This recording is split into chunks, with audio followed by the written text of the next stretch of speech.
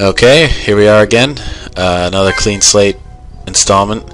Probably a pretty talky one. Not just from me, but from the characters.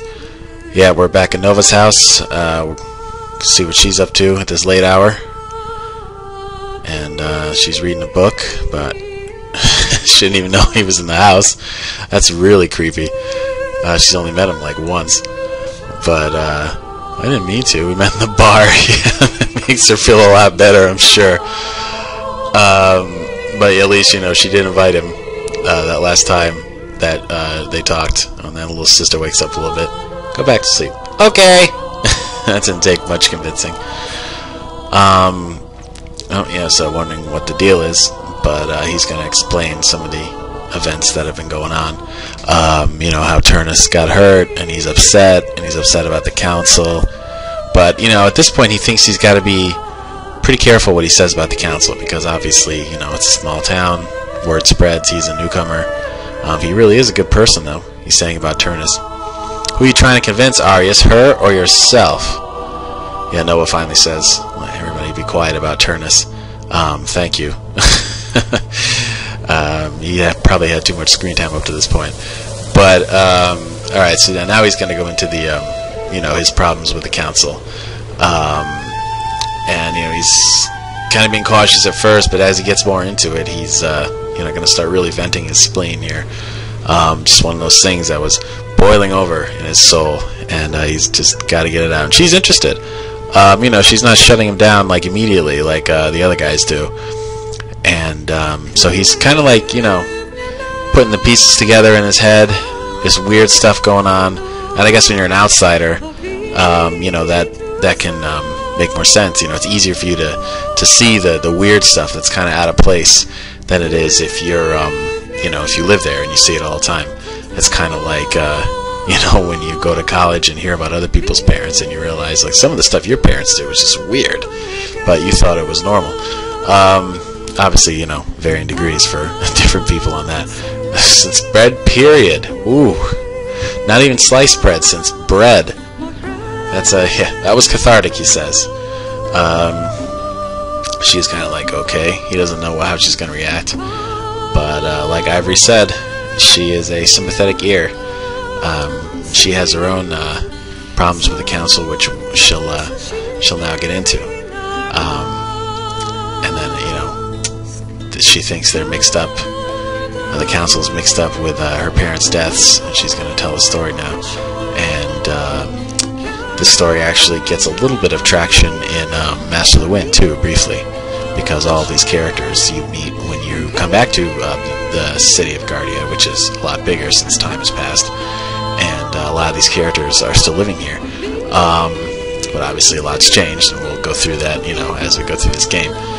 But right now she's telling the sort of the story that she heard from the council after her parents' deaths, which, as she's going to make clear, it doesn't really hold up to much examination. You can kind of poke holes in it pretty easily, but there's no there's no real mechanism to sort of challenge the status quo, or challenge the sort of main narrative. They need journalists. That's what they need. Real journalists, too. Not guys on Fox News. Forget that. They'd be all for this shit. And so, yeah, she's saying that, her parents kind of settled the place. And it suggested that her parents actually knew the council and had seen them before they sort of established this policy of being totally invisible to the public and unaccountable for any of their decisions. So that's interesting. And I guess once they were gone, there was a little less friction in the town. And oh, look at that. Lock, Stock, and TSB handled that one personally. What's that about? What are those guys up to? But she's nervous too. I mean, she thinks that maybe Arius will go out and start crusading, but, the odds are really against them. And, it's really going to be quite a quandary until they can get this resolved. But Arius is acting a little naive, really. But he's about to get set straight by Nova. I think there's a really heavy, depressing line coming up. Yeah, here we go. Dreams die hard and you hold them in your hand long after they've turned to dust. Ouch. That's rough. That's heavy. I wasn't even that old doing this. I don't know, maybe like a 18, 19-year-old kid shouldn't be having these thoughts. But, you know, who knows? This was after 9/11, so who the hell knows what I was thinking? Yeah, how many people do you know? 6? He's trying to say he's never met anyone like her, but, you know, that's, you know, like she says, it's not the best compliment. So I think we're going to cut almost immediately to Turnus recovering. Yep. How you feeling, Turnus? And he says, like a boss? Ah, that's not what I thought that line was. He really said like a boss? Dude, this was like 7 or 8 years before Lonely Island. Those guys owe me royalty checks or something. Yeah, right. So Turnus has recovered thanks to Guardia's government healthcare. That's right, I went there. Nobody told him getting stabbed in the back was a pre-existing condition. And so now Sharika's actually a little pissed off about, you know, the whole towers thing, that they're not really secure. But anyway, we're about to get a little bit of a bombshell here, because we find out that, yep, that Arius has actually been approved to meet with the council. So that raised a lot of eyebrows. And of course, Galdar and Turnus are like, you know, that's insane, because we wanted to meet them, and we can't, even though we work for them. And Arius just kind of walks in, and now he can do it. So that, you know, there's all sorts of things you can speculate about at this point as to why that happens. But it's going to be a while before we find out the truth. Oh, Turnus. We missed you for the, like, 3 minutes you didn't talk. Oh, yeah, so anyway, back to the, what they're doing now. I guess there was, like, Seth stole a weapons shipment that was on its way to the town. And, where the hell's Fleet Peak? How's that going to help? But, yeah, they're off to do it.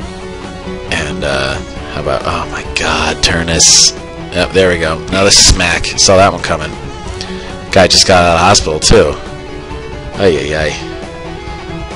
He needs like a, I don't know, and he needs like a timeout. A longer timeout than the one he just had. Because he's just embarrassing me way too much lately. Alright, so let's see if this guy's got any weapons for me. Yeah.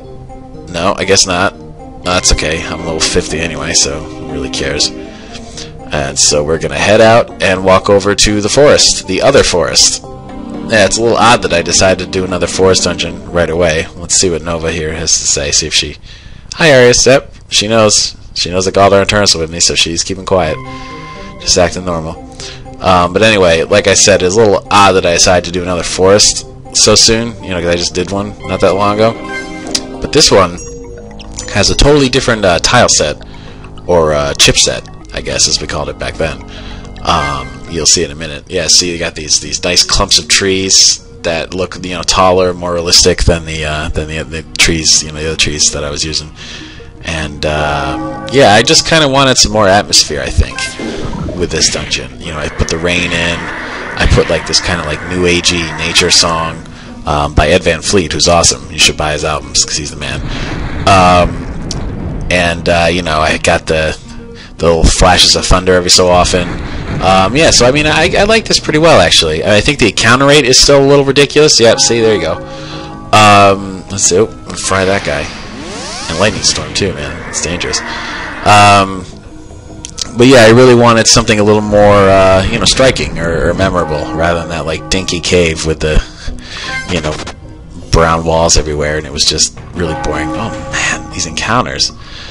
But yeah, obviously, you know, I haven't really plateaued yet in terms of my dungeons. They're still, you know, a little too heavy on the fighting and not really any puzzles. I think there's a few semi-puzzle things here. We got some log jumping, right? Everybody likes that. And you can get a choice on some of these. Let's get this treasure. Haven't I gotten like 4 of those light helmets? You know, maybe I should get a heavy helmet. That seems like it might be a little better. Alright, so yeah, more of these things. Let's run away from them. Then we gotta go up this ladder here, and there's a... Oh my god, come on! I might have to tamper with the encounter rate, but I guess you guys want the uncut, you know, original product here, so maybe I should. Alright, so I think I need to... Okay, those tree stumps, which I can't step over, because that's just not how we roll on RPG Maker. So I guess I'm going down here, onto this ledge and into this sort of cave here. Oh, there's some pigs. That's as far as you blokes go. Are they supposed to be British? It's kind of random. Yeah, we're gonna fry them like we did last time, and like last time, they're extra sensitive to that attack because of their armor. That's conducting his lightning magic, and you know, they're pork chops. And oh, what's this? Well, we got some more. Enough already. Okay, so we got this grave here, and well, I guess it would be second. This is stupid. It is stupid, but something tells me that's not the right answer. Alright, so now I can walk around the tree stumps and pull this lever, which, oh, okay. It's going to make this ladder go down the waterfall. This is quite an ingenious device. It's not very organic. I don't think it exists in nature. Okay, we got another, like, thingy here. In terms of... What? I give up. I'm a noob. No, the answer's triangle. I think I was just taking random facts that I was hearing in my classes or something and just putting them into puzzles. That's a little weird. We got some more jumping. And get this. A magic pendant. That's cool. I don't know what it does, but it might be cool. But we're getting a little long, so I guess we'll stop pretty soon and do the second half of this dungeon next time. But first, what we got here? Halves the MP cost. Well, I don't think that'll be a huge issue, but okay. And now we'll save, and see you guys around. Peace.